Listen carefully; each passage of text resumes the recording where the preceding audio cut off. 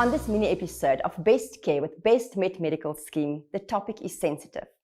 Eczema in babies and toddlers. Bestmed Medical Scheme cares about your family's health, and we are providing practical tips to stop the scratch. Joining us today, Dr. Zena Malinga. Welcome, doctor. Thank you so much for having me, Marika. Appreciate it. So tell me, doctor, what is eczema and why is it so common in babies and toddlers? So, eczema or atopic dermatitis is an inflammatory skin condition, and it affects up to 20% of babies and toddlers, and it normally starts at about 6 weeks of age.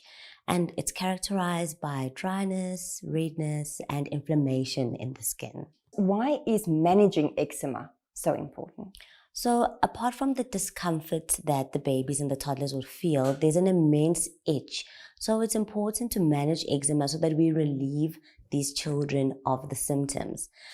But it's also important to know that there's other impacts of eczema. So there is the financial implication where the parents need to then invest in managing the condition.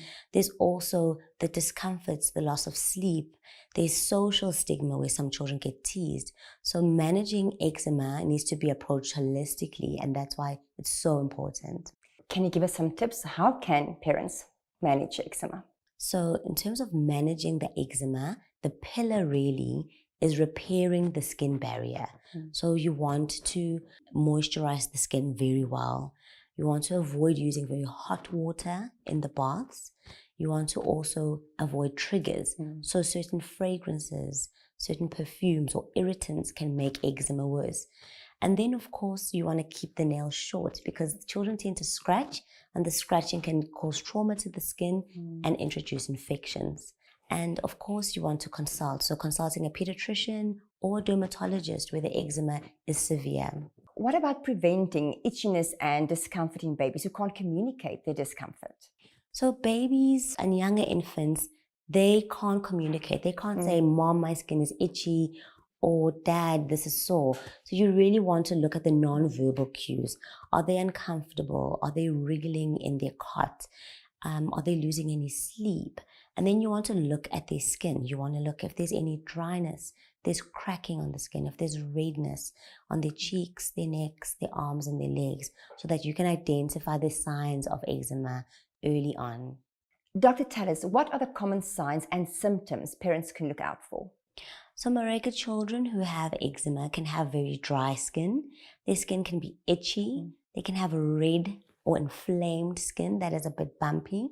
And when the eczema is quite severe, they might have an appearance of thickened skin.